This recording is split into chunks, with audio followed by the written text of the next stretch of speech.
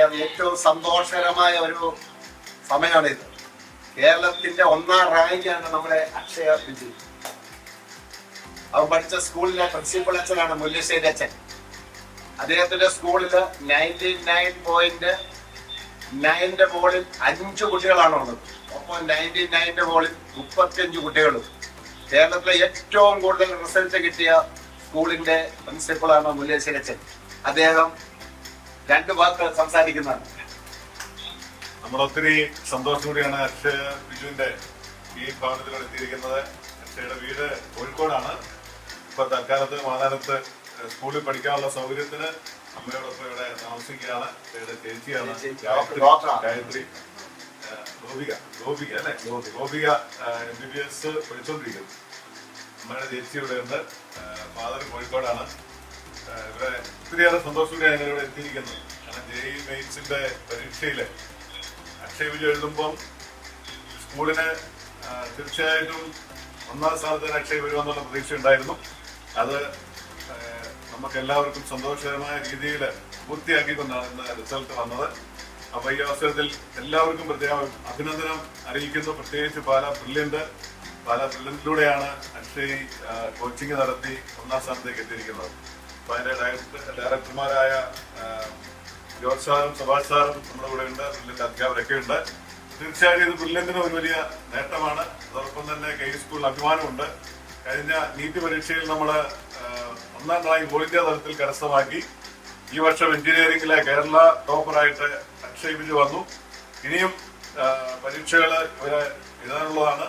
JEE mains തന്നെ ഒരു chance കൂടെ ഉണ്ട്. അതിനുശേഷം അഡ്വാൻസ് വളരെ പ്രധാനമായ പരീക്ഷ, പിന്നെ കേരള എഞ്ചിനീയറിംഗ് എൻട്രൻസ് സ്കീം.